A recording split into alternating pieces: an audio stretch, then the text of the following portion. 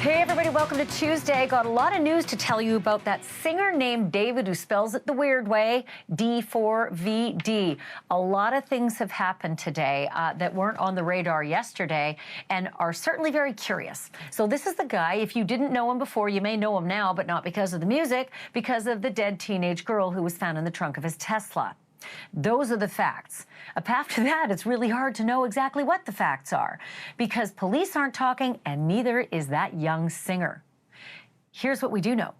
He's moved out of that house, that $20,000 a month house, the one where police raided for 12 hours looking for evidence in this death of the teenager. Yeah, no longer there. We also know who used to own that house, and it is one big A-list celebrity. Don't think anyone's living in there right now. Could be because of the looky-loos. Could be because of what the police did when they turned it upside down, 12 hours of searching. We also know a little bit more about where David has been spending his time and how he's been spending his time while the internet burns around him with the theories of what happened to this young girl who may have been as young as 11 when they first connected. We know she probably didn't make 15, that she was rotting in the trunk on her 15th birthday. I'll tell you exactly where it is. Very clever spotters have found David hanging out. Also, what's happening? What are the police doing? What's his team doing? We've got all of that coming in just a few moments. And then this just crossed my radar in the last couple hours, and I was floored. I'm going to stop down and just play you some video in a moment here. It is a young man who is being told at a concert he's in the wrong seat. And the person who's telling him is a guest relations worker who's 66 years old. Here's how the kid reacted.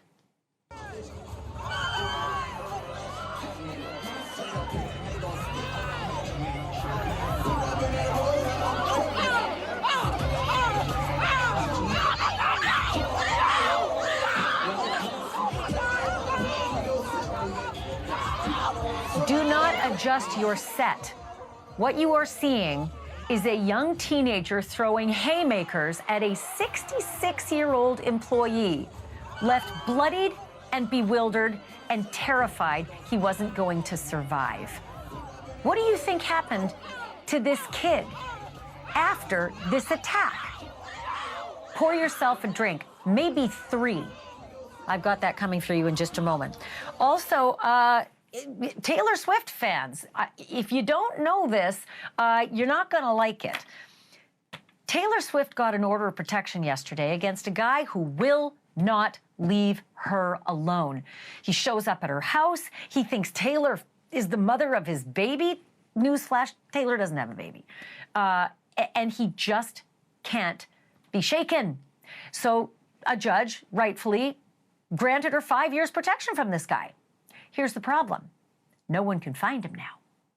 Apparently, he was all over the map till the order of protection came along. Now he's gone underground. And it is truly terrifying for anyone who's ever been stalked, especially someone like Taylor. I'm going to tell you how this has affected her life, her work, and a whole lot more, and where this creepy guy might actually be. It's all coming up in just a moment, but let's start here. When the R&B singer known as David, spelled D4vd, went out on tour in early August, he could not have imagined that he would have so much time on his hands in September. He did plan to end his U.S. tour in his home base of L.A. right about now, before setting out for Europe next month. But as Mike Tyson once said, everybody has a plan till you're punched in the face. I cannot say whether or not David was proverbially punched in the face or if David sank himself. But he flew home early and scrapped all of his future dates after L.A. police showed up here and spent 12 hours tossing this rented mansion in the Hollywood Hills. They were reportedly looking for, quote, blood evidence that would tie him to the body that was found in the trunk of his impounded Tesla back on September 8th. That event, by the way, the decomposed body being scooped out of his car, was not enough to prompt David to come home early from his tour. Nor was the body's identification several days later as a missing underage girl with whom the singer appears to have had a close relationship. Close, and from many indications, possibly illegal. The victim in the trunk of David's Tesla, Celeste Rivas Hernandez, would have turned 15 the day before her remains were discovered, but she clearly died long before that and spent that 15th birthday advancing in decomposition in that Tesla trunk. In fact, she may have died as far back as early August, maybe even before the owner of that Tesla left town on tour. We don't know. The medical examiner hasn't even determined how Celeste died, let alone when she died. She was that decomposed in that trunk. But we do have an idea tonight how David is and isn't spending some of that free time right now, while the topic of his dismembered girl, the friend of his, in the trunk, has the internet on fire. David is still not making any public statements, that's for sure. His team said last week that he was cooperating with authorities, but David himself has said nothing about the girl, the car, or the raid of his home. And now the LA Times is reporting that he's lawyered up. So whether he's actually cooperating, not quite clear. He does, however, appear to be moving. According to the landlord of the raided home, David and his manager abruptly broke the lease that the manager signed back in February of last year. Remember that date, February 2024, because that's going to come up again in a hot minute. The landlord says, and I quote, they, meaning singer and manager, didn't want to be there anymore because of the ongoing circumstances, end quote. No word on whether detectives were able to find blood and or DNA that they were reportedly looking for, but they did leave with several items, including a laptop. And about this house, it is not just any run-of-the-mill house. This house once belonged to Halle Berry and is said to be worth north of $4 million. David was apparently paying $20,000 a month in rent to live there, beginning Feb 2024. Feb 2024, which coincidentally is when Celeste Rivas Hernandez first ran away from her family's home in Lake Elsinore, 70 miles away. Celeste reportedly ran away several times and was reported missing for the very last time in April of last year when she was just 13 years old. Back then, David would have been 19 years old. Today, he's 20. And if you're wondering where this 20-year-old up-and-coming singer has been, all while this story goes from bad to worse around him, we may have found the answer. He's reportedly been weathering the maelstrom by spending his time playing video games online. Fans of David say that they've seen a username associated with the singer popping up in the games Fortnite and Roblox as recently as Saturday. There's also been a heck of a lot of action on the David subreddit. Online sleuths have noticed that the singer himself was apparently the only moderator on that thread and was deleting posts that criticized him. Hours after that was pointed out, David apparently left the subreddit, leaving it locked to any new posts and comments. Most of the recent posts centered on his apparent relationship with Celeste and theories about her death, along with photos and videos that appear to show Celeste and David together, and numerous comments that indicate they were dating. Last night, we brought you this TikTok comment also from February 2024, that important date, which reads, quote, waiting for LAPD to get your ass for messing with a 13-year-old girl. TMZ has led the reporting on this mystery from day one, and earlier I caught up with TMZ's executive producer, Charles Ladebaudier, to ask him why it took Celeste's death to bring all of these other allegations to light. So it's not like it was unknown where this missing runaway was. How did it go unchecked? How did no one knock on the David's door that she went to the movie with and say, she's 13. just turned. Her parents want her back, and you need to come in for questioning. Yeah, and especially because we know that she had gone missing, run away earlier in 2024, and the police did go and find her that time and bring her back to her family in Lake Elsinore. So when it happened the second time, why didn't the police go? Why didn't family members go? So it was the police who brought her back the first time. That is according to the teacher who was telling the whole class about this, it's just what his he account. had heard. Yeah. We're not sure exactly whether the police actually, because if they did, my God, Charles, if they'd been involved once, why on earth would they not be involved the second time? Why wouldn't they? And even, that comment that we were just talking about that was made in February of this year, we're trying to find out, and again, police are being very tight-lipped and not responding, but we want to find out, did someone make a report in February? Was that person saying it just sort of like, in general, I know this isn't someone who's 13 and that you're messing with, or are they saying that because they actually called police and reported this and said, look, there's this singer who's 18 and hanging out with my friend or relative who's 13? It just seems odd that the police weren't involved or that family members didn't.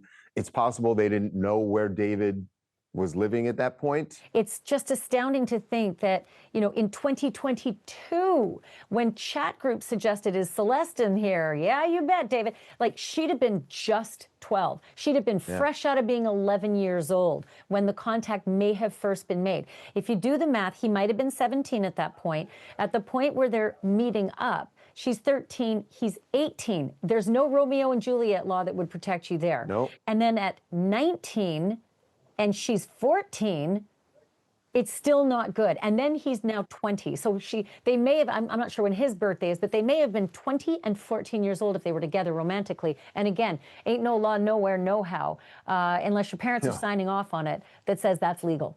Yeah, and it's very clear that her mother was not signing off on this, just from our conversations with her.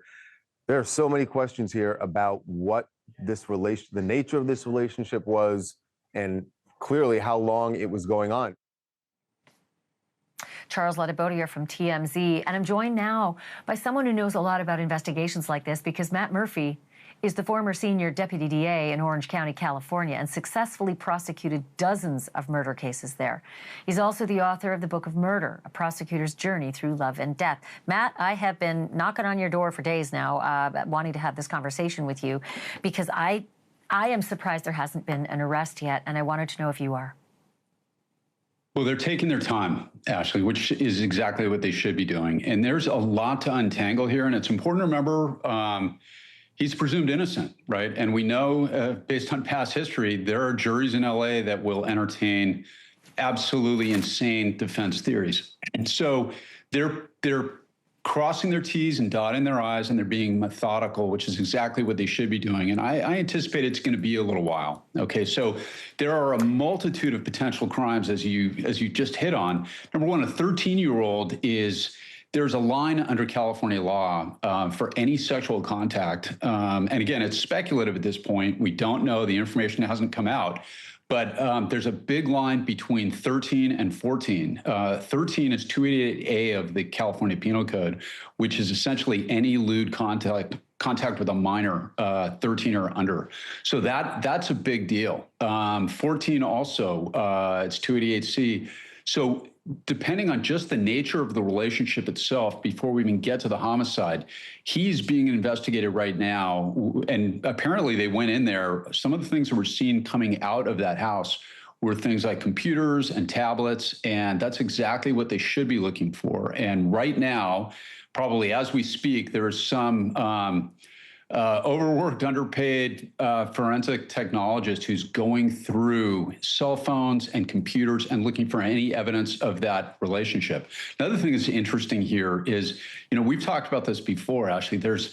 We have the information that's come out from the LAPD, which has been minimal, right? And it should be minimal right now. They have to be very careful about the information they release. But this is a murder potentially a murder in the modern era. And the reason I say potentially, we don't have a cause of death yet. And I've had cases where we thought somebody was murdered and it turned out later it was an OD. We had one once where the person committed suicide, it turned out. So we don't know yet. Now, she was dismembered, certainly didn't do that to herself, but we don't know from the coroner's office yet exactly if they have a cause of death, what it was. We don't know. And I'm going to suspect a dismembered, heavily decomposed body like that, it's going to be tough to tell. There are certain telltale signs depending on what was in there, what they actually recovered. But at this point, we don't know. But the really interesting part about this to me is the online sleuthing. And that there can be a lot of bad that goes along with that. But you know, some of this is really interesting here. You wrote a song called A Romantic Homicide. Now, that was long before she was killed. Or died, but it's this is the online part is really interesting. All these videos that keep popping up where it shows this young woman that looks like her. It is, and I got to be honest with you. I have so many questions for you, like millions, literally. I wanted to ask you a second ago about the lewd behavior or the lewd connection to a teenager who's 13 or 14, and I just want to get this on the record real quickly. Does that mean online behavior, or does that mean physical behavior? That's a really good question. There are circumstances where online behavior alone between a 13 or under child and an adult can constitute a completed child molest. In other words, if they're sexting or somebody is directing a child to perform certain acts online, I've prosecuted those before where that counts as a completed child molest, even if they haven't met and even if there's no physical contact. Interesting, because those tablets and those electronics and the forensic person you said is woefully underpaid. Hopefully, we'll be able to determine if that is an issue in this particular case, because there's a lot of speculation about it. And to that speculation, Matt, it is like you've seen the documentary "Don't F with Cats," where literally the online community solves a serial killer's crime. And in this particular case, there are so many theories that people are positing about what might have happened to Celeste. Maybe she was pregnant and it wasn't news that was well accepted. Maybe she OD'd. Maybe it's someone in the entourage. All these different theories. My question to you, as someone who's in the business of solving these crimes and prosecuting them, are the police doing the same thing that the online community is doing, running down all of these different theories? Yes. And these are good cops at LAPD. They were woefully underserved by the previous district attorney of LA County. And also keep in mind, the LAPD is operating under woeful budget cuts by the city of Los Angeles. But I think in this one, given the high profile nature, they're devoting the resources and they're doing it right. And the detectives, I've worked with this unit before, and these are hard-hitting, no-nonsense women and men at the LAPD who know what they're doing. So they're doing all of that stuff. They're going through the computers. They have forensically worked up that house, probably top to bottom. They're looking for her DNA. They're looking on any instruments that may have been used to dismember her. I've already seen some of the conspiracy theories come out, and one of the questions I saw is, who would be stupid enough to put the dead body in the trunk of their own car? And the answer to that is most murderers. Most people, especially when they kill for the first time, make a million mistakes. And this would be a really bad one. Another thing that's interesting is that I'm personally curious about, if the car was parked, and it was apparently 1 minute away from the home there that we're seeing. It was not taken far away. We heard about all these vandalism cases against Teslas in the recent news. With all the cameras that are on Teslas, I'm very curious to see if there's an actual video on the data recorder of that car that shows who the driver was. That's something that's going to be interesting. But I think that what's happening in addition to the forensic stuff right now is they are doing gumshoe police work, and they are interviewing every single person they can find that was in his orbit, that knew about their relationship, what the circumstances were, if any. And it certainly sounds, there's a lot of circumstantial evidence right now indicating that there had been some sort of close relationship between them, perhaps romantic. It certainly looks that way. But right now, again, the LAPD is putting it together, and we're going to see a lot of these pieces probably fit together here pretty soon. I have 20 seconds, but I've got to get you on the record here. If they can't come up with a cause of death, is that brutal for this case? No, you can still prosecute. If you can certainly prosecute. I mean, I did 5 no body cases where we had no exact cause of death either. So you can certainly do it. But it does throw a wrinkle in there. If you've just got a decomposed, torso, or depending on what's available, what I would be asking if I was them is the hyoid bone. That's a bone in the neck that's consistent with strangulation. That's something that doesn't go away with decomposition. I'm sure they're looking at that. If it's true that her head was recovered, they can find what's called petechial hemorrhaging in her eyes, indicating strangulation. Bones will leave marks concerning stabbing. So the forensic pathology here is going to be very interesting. And again, the coroners in LA County are the real deal. They know what they're doing. So we'll have to see. And let's hope, let's hope that they do all the toxicology tests that might indicate whether it's a drug overdose as well, because like you said before, that is entirely possible. You and I have to have a longer conversation, my friend, but I got a hard break coming at me. Thank you so much for doing this. I really appreciate it. Happy to anytime, Ashleigh. Thank you so much. Matt Murphy, one of the best in the business. Again, The Book of Murder, pick it up, check it out. It's really, really good. There is no doubt that David's getting the best legal advice that money can buy. And remember, he is no more guilty of anything right now than you are, or I am. But celebrities who get wrapped up in something bad, they have to fight on 2 fronts. They need to try to stay out of jail, a big one, and they need to try to protect the brand that ostensibly was supposed to carry them through life.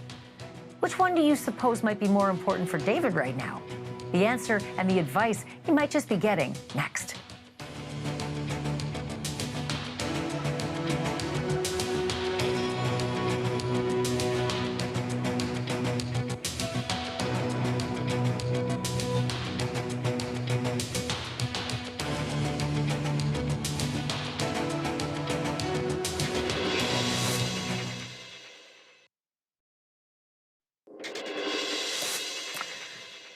A California teenager who was reported missing by her family turns up dead in the trunk of an abandoned car 17 months later.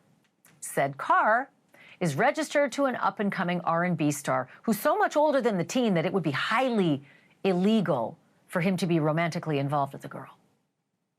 There are plenty more facts already in this developing mystery, but those facts that I just stated alone would have me cold calling lawyers in a sweat if I were David Anthony Burke, better known as David, spelled with the number 4.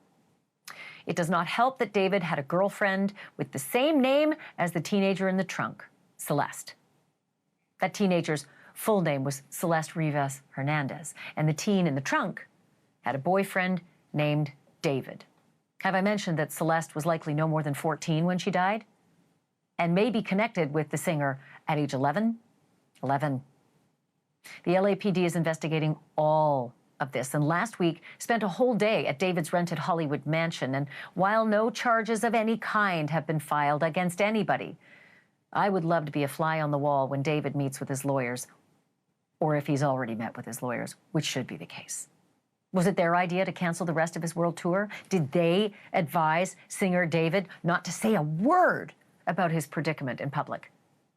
I turn now to one of the sharpest legal minds I know. Sarah Azari is a criminal defense attorney, a NewsNation legal analyst, and host of NewsNation's YouTube show, Serving Justice. What are his lawyers telling him, Sarah, right now? Ashleigh, I think at this point, it's more about gathering information from the client. I know that some of his devices were taken. You just had a conversation with Matt Murphy. And I would want to know what's on there. What could possibly the LAPD be investigating? Because, as you know, at this early stage, there's no discovery. The LAPD doesn't give us much information. And I think Matt gave LAPD and the coroner's office way too much credit than is due.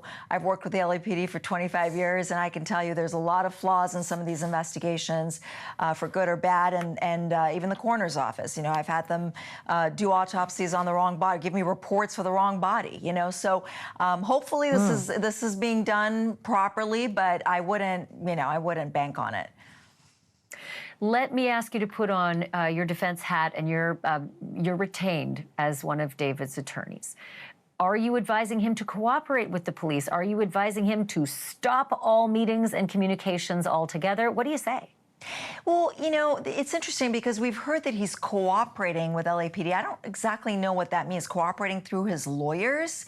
That's one thing. But I certainly would not have him sit there with case detectives and answer questions.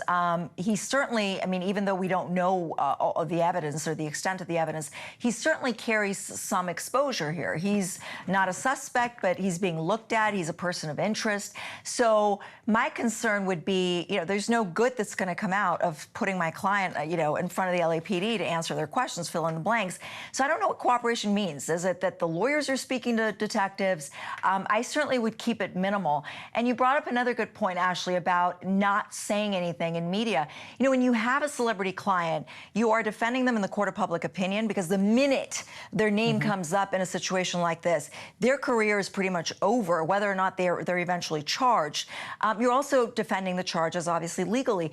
But you know, here my concern is the defendant should not be saying anything, or the potential defendant should not be saying a word. So as much as we want to hear from a higher profile person, at least denying having anything to do with this, there's also the concern of, you know, what they might say that could be used against them. I think if there's a statement made, it should come from his lawyers, and it should be very generic. Yeah, because honestly, what else is playing all over the news and all over the internet? What we're talking about, and it isn't good. It sounds terrible. All of the speculation, everybody who's trying to solve the crime, theorize what happened to Celeste. Was she pregnant? Was it an overdose? Was it a murder? Was it an accident? All these things are just being, you know, batted about like, you know, Pong in the 80s. So if you're also advising him at this point, and there is the real concern that there is a wrongful death, maybe even a murder, certainly a dismemberment, and an indignation offered to human corpse. There's all sorts of wording for those charges. Right. Are you focusing on that right away, or are you simultaneously and equally as aggressively focusing on, you got some problems because this girl was maybe 11 when you met? How are you preparing this client for the reality that that is what could be the worst thing he's facing? You know, I mean, preparing the client as client management, and we do that from the get-go, but the idea of trying to formulate a defense or trying to figure out what charges might be if and when they come is very difficult at this stage. Hopefully the client's being honest, you know, and telling his lawyers what part he's had, what kind of relationship he's had. But ultimately, how we defend the case depends on what the evidence is, obviously what the charges are. But, you know, do they have digital evidence? Do they have a bunch of snitches flipping? Do they have, you know, videos, like Matt said, showing a sexual relationship or something that shows more than just, you know, a odd connection between an older teen and a younger teen. You know, it really depends on what the evidence is. So I think it's very early. And as much as it's so challenging with a high-profile client because you're going to have to do damage control and brand damage control and all of that, the main problem here, the main concern should be his liberty, which is the criminal exposure that he carries. Yeah, that's big, right? Because who cares about your brand if you're stuck in in prison? You can just ask Diddy about that, right? Hey, Sarah, I want to have you back because I have lots more questions for you, but I'm fitting it all in tonight. Thanks so much for doing this. I appreciate it. Of course, good to see you.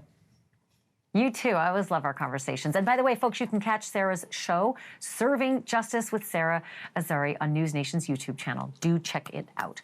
As Sarah said, when celebrities get in legal trouble or run the risk of legal trouble, the legal part is just the half of it. And sometimes it's the easier half. There is also the public part, the fan base and the record deals and the concert dates and endorsements and so on and on and on and on, a million times over or more. David was on his way to mainstream superstardom, but is he still? Can he be again? What is he doing right now to keep it all from slipping away?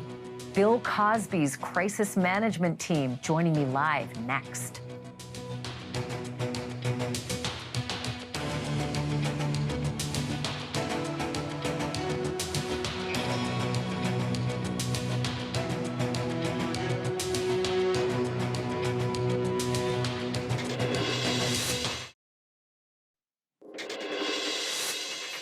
A whole lot of people who didn't know the singer named David a month ago certainly know that name tonight. They even know the uncommon spelling of his very common name, D4vd, David. But the tens of millions of people who now know who he is may not know him for the music, but instead for the dead girl found in his trunk. Not sure if he sees that as a glass half full picture. He sure did spike in fame because of this. The glass half empty part may be that serious legal trouble could be just around the corner. David has made exactly 0 public statements since the remains of Celeste Rivas Hernandez were found September 8th, while the singer was touring 2,000 miles away. And believe me, we have asked for comments every single day since the story broke. He certainly has the right to remain silent because A, he has not been charged with anything yet, and B, charges or no charges, he's got a career to think about as well. And that brings me to my next guest, one of the nation's premier experts in advertising, navigating, and surviving PR disasters. Andrew Wyatt is a celebrity publicist and crisis manager who served as Bill Cosby's spokesman during Cosby's prosecution for sexual assault. Andrew, it's great to have you on the show. Thank you so much for being on. It's been more than 2 weeks. Yeah, this is such a conundrum, right? Been more than 2 weeks since Celeste's body was found in David's trunk, and David has been absolutely radio silent. Do you think that's a good strategy to employ, staying completely silent while the world sort of blows up around him? Look, as you stated, our constitutional rights says that we have the right to remain silent. However, we have the court of public opinion. I don't think it's good advice, good direction. I think it's damning. Look, acknowledging the serious allegations of this crime and the gravity shows maturity and shows that you have compassion. A simple statement saying, I understand the gravity of these claims and the pain that they can cause all involved. Out of respect for that and for the integrity of any process that might follow, I will not be committing any further. Something simple, and offering and asking for the prayers, the compassion, and the understanding as I go through this process. I think to protect the brand, there's a lot of money invested in his short career. The record labels have put a lot of money behind him with tours, with recording studio time. They're not going to recoup that money back because right now it does not look good for him. And right now he's allowing the jury pool, if he's ever charged, to be tainted. And as Malcolm X once said, the media is the most powerful entity in the world. It has the ability to make the innocent guilty and the guilty innocent, and that's power. And he needs to use the media to his advantage. You know, Sarah has already mentioned just before you came on the air that he should definitely not be talking, but that his representatives should be saying something. Are you surprised that he hasn't had a team out there saying exactly what you just mentioned? This is just so sad for the family, and I have nothing to do with this. I am not the person you're looking for. Just anything other than the wild speculation that's been filling the vacuum in his silence. Well, first and foremost, he's an up-and-coming star. Yes, he's a platinum-selling artist, but does he have the financial resources to get the attorney that he needs? And if he's talking to lawyers, which I think he is, he's lawyered up, and I'm pretty sure the record labels are trying to help him through that process to protect their investment. However, someone should have said something. His lawyers could have come out and said, look, our client remains, he maintains his integrity, he maintains his innocence, and he's praying that this investigation is done and he's participating in the investigation. Something should have been said, and I think it's not a benefit to him and his career. We have seen what has happened to artists like R. Kelly, Sean Combs, now Mr. Burke, and we have seen where lyrics have been used as evidence to bring charges against people like rappers like Young Thug. So making a song called Romantic Homicide, and in the song you're talking about dismembering bodies, that's very concerning. I understand that he had a tattoo, and the young lady, Miss Hernandez, had a shift tattoo on the right index finger. Now, Rihanna made that tattoo famous and other celebrities wear it, but the fact that the mother has stated that she was in a relationship with a man named David, it does not look good. And the fact that David, Mr. Burke, has scrubbed his social media videos and pictures of Ms. Hernandez doesn't look good. So right now, remaining silent is not a good action and a good cause of action if you're trying to protect your brand right now. But you can't focus on the brand. You got to focus on your life, liberty, and your pursuit of happiness, because when you're locked up, you can't make any money. Andrew, I've only got 20 seconds left. Can you help me out here? If he does not end up charged in all of this, and he stayed quiet throughout, what is the strategy for people like you to help him? What do you do to try to recover whatever it is that's left that the internet didn't tear to shreds in the speculation, again, because of his absence of any comment? Public appearances and uniting with people who have been victims of violence, standing with family members who have been victims of violence, also making an effort to show that you're a decent citizen, trying to humanize himself and humanize all the people around him, especially young people who listen to this music. You're going to have to come back, because if there is a charge, I'm going to have to ask you that next question, which is, oh, damn, what do you do now that he's charged? And I know there's a whole other strategy in your toolkit. Andrew White, it's good to have you on. Thank you so much for having me. When we have you on next time, we got to work on your audio, though, because I keep hearing a cutout. So we're gonna get a better connection, and we'll definitely have you on again. Thanks for doing this. Thank you so much, Ashleigh. Andrew Wyatt joining us tonight, and he will be back. Coming up next, a video that made my skin crawl. A 66-year-old customer service worker being beaten to a pulp by a young teenage concert goer who was told he was in the wrong seat.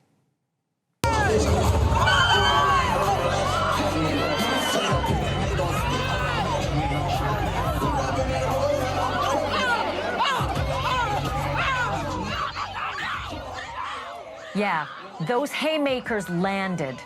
So what do you suppose happened to that kid after he was ejected from the arena? Arrest? Jail? Bail? None of the above. Where this kid is tonight will likely have your blood boiling, and that's next.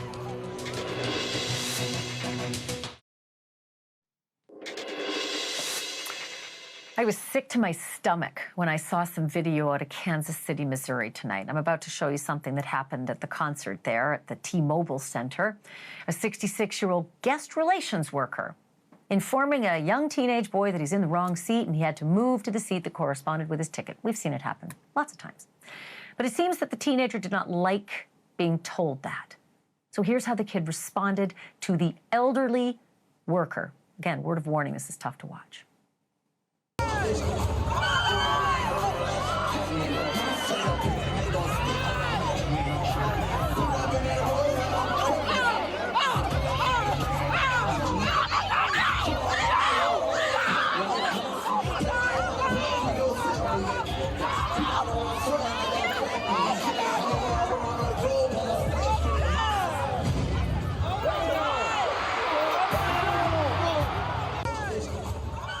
This appalling violence happened while a performer named NBA Youngboy was on stage. The man who was attacked was from the guest services team and apparently suffered a broken nose and cuts to his face. The young attacker was removed from the arena, and apparently a security guard was also injured while trying to get the kid the hell out of there.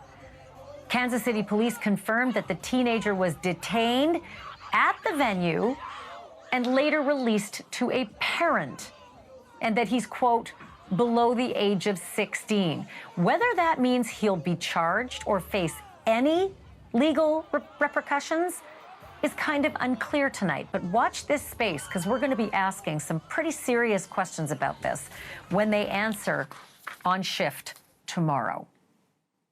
When we come back, she should be on top of the world with a new album, a new fiancé, and a big new future. But instead, Taylor Swift is looking over her shoulder and rearranging her public schedule, all because of a man that a judge ruled is a danger. In a moment, the problem with the restraining order that Taylor Swift just got, and why the man who's been front and center terrorizing her just got a whole lot more dangerous. That's next.